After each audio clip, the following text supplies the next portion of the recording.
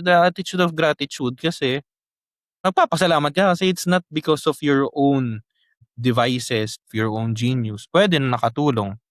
Pero at the end of the day, we know na there's there's something beyond. Nagkatagpo ang mga tala, 'di ba? 'Yun yung expression natin sa sa Tagalog eh. So, those things, no, not necessarily na na things to post about, things to brag about.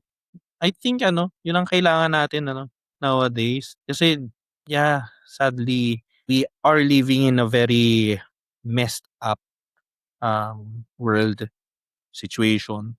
Sa lahat ng tingin ka balita, national, international, ecclesiastical, 'di ba? Puro puro negative 'no? So, madadala ka ng emotions.